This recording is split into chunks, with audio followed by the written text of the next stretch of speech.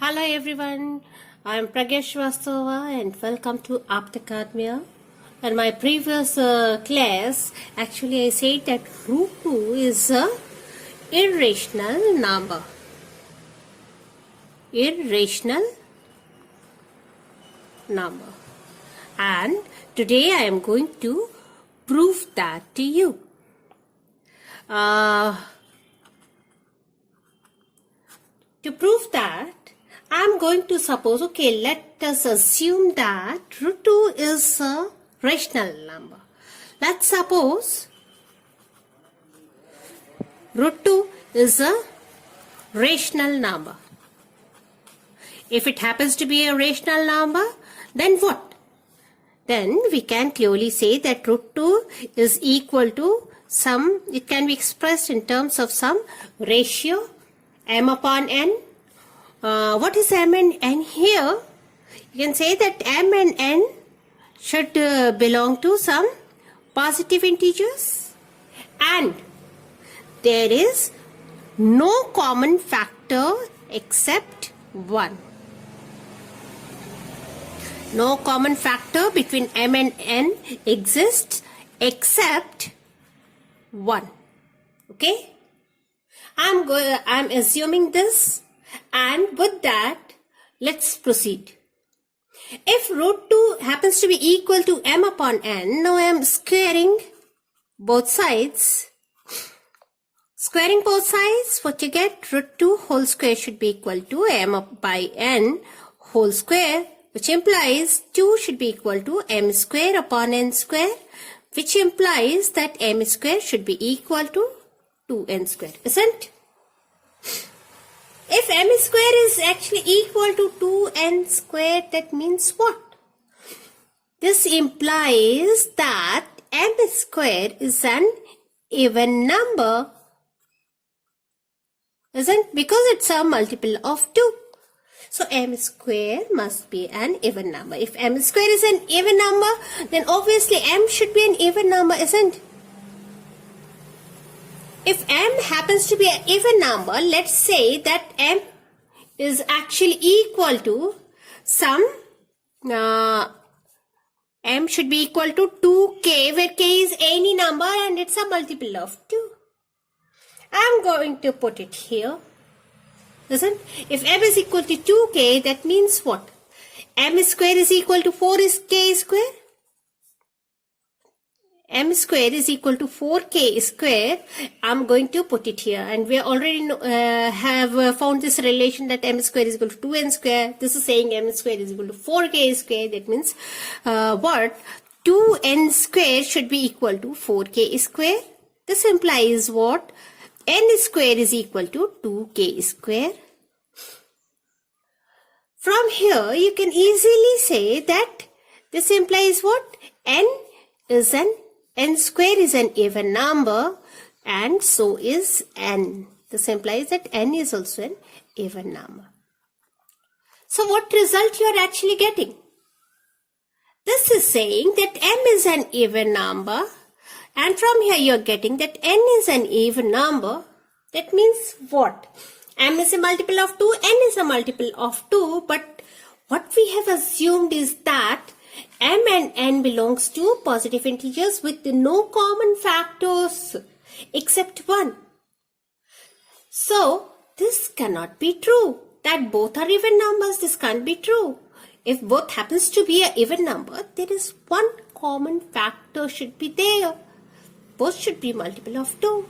So, what we see that this is what you arrived is actually a contradiction. Contradiction. Isn't? That means what? That means root 2 that we have supposed to be a rational number can't be a rational number. So, we can say that root 2 is actually an irrational number.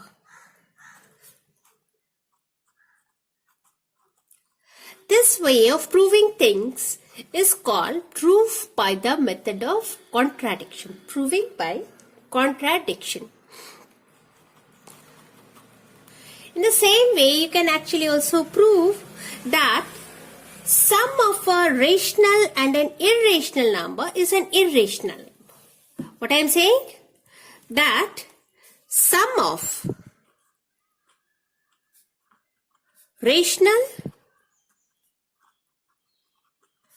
and irrational number comes out to be an irrational number, isn't? Irrational number. And in the same way, I am going to prove it by the method of contradiction, because I am going to suppose that the sum is a rational number. Rational number means it can be expressed we can express the number in terms of some ratio. Let's check it out. So, proof. Sum of a rational, suppose the rational number which can be written in the form of a ratio. Suppose A by B happens to be a rational number. And an irrational number, suppose X is an irrational number. And the result you are getting is again a rational number is what we are going to suppose. Rational number, that means it can be expressed in the terms of m upon n. So what we see here, that what we are assuming, this is what I am supposing. That means what?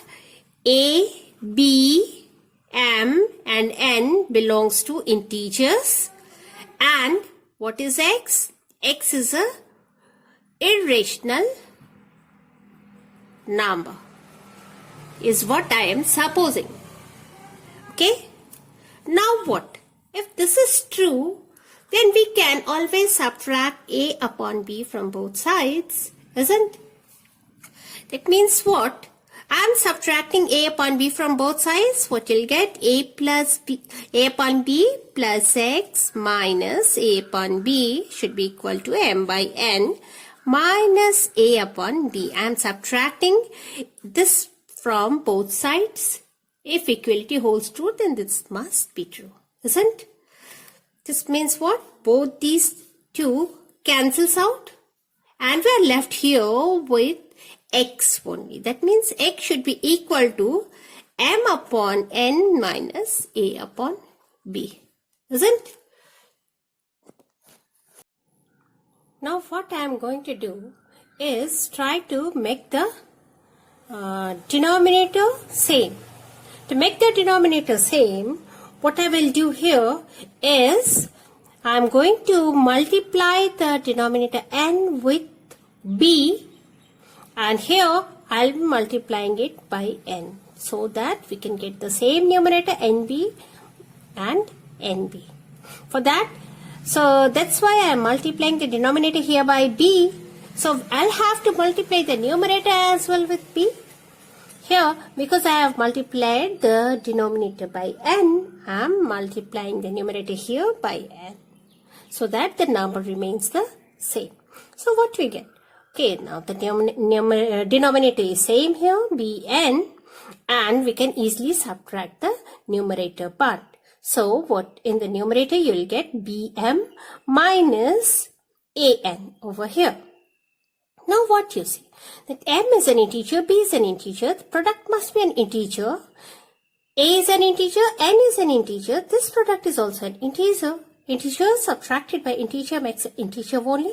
So integer upon integer is going to be a rational number only. That means what? This portion says that x is a rational number, which is actually against our supposition. What we have supposed, that x is an irrational number, and what we are getting, x is a rational number. Okay, this is a contradiction, isn't? Contradiction, that means whatever we have supposed, there is some error there, isn't? what we have supposed, that sum of rational and irrational number is coming out to be a rational number, is what we have supposed, which is not true. That means what? The sum must be an irrational number. That means we are proving it by contradiction method. Okay? Try to prove in your home that the product of a rational and irrational number comes out to be a irrational number only. Write in your home and then write it to me. If you are unable to do so, I will explain it to you in my next lesson. Okay? Till that time, bye and take care.